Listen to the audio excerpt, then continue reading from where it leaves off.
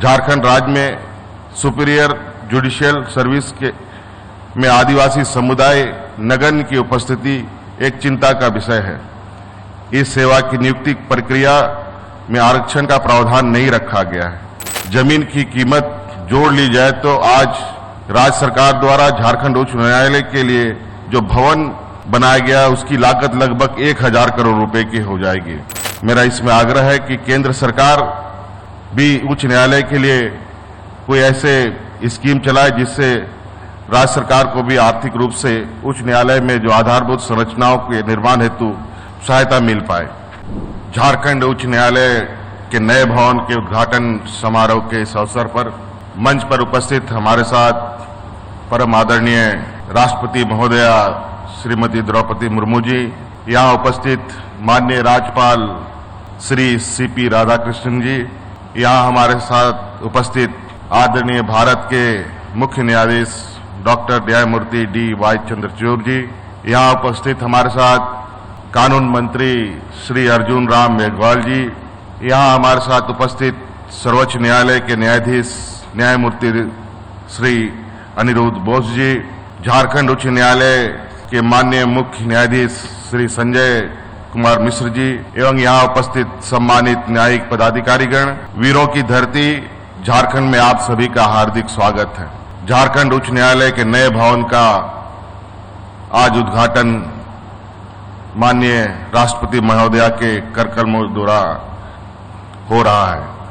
हमारे साथ साथ ये झारखंड के करोड़ों जनता के लिए गौरव का क्षण भी है।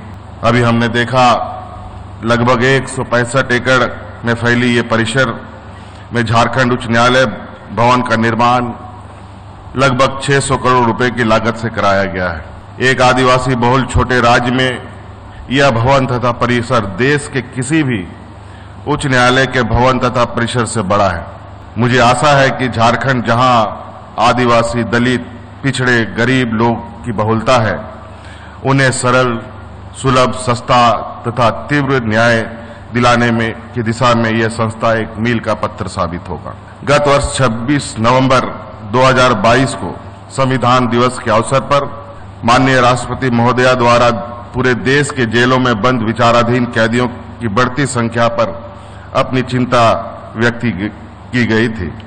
झारखंड में भी छोटे छोटे अपराधों के लिए बड़ी संख्या में गरीब, आदिवासी, दलित, अल्पसंख्यक एवं कमजोर वर्ग के लोग जेलों में कैद हैं।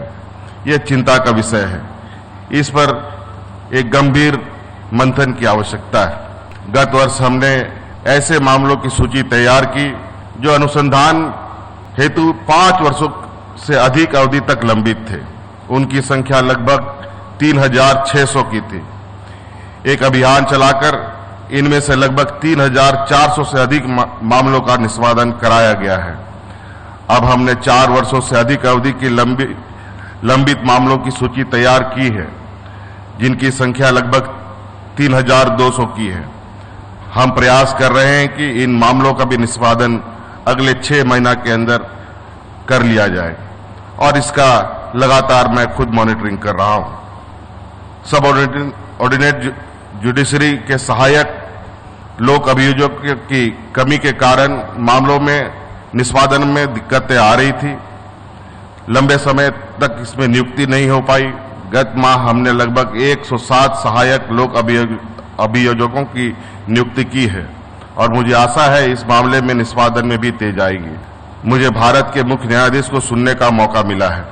सब ऑर्डिनेट जुडिशरी की गरिमा, इंफ्रास्ट्रक्चर को बढ़ाने के लिए चिंतित रहते हैं। मैं आपको बताना चाहूंगा कि झारखंड राज्य में सब ऑर्डिनेट जुडिशरी के इंफ्रास्ट्रक्चर को लेकर बहुत बेहतर कार्य हुए हैं।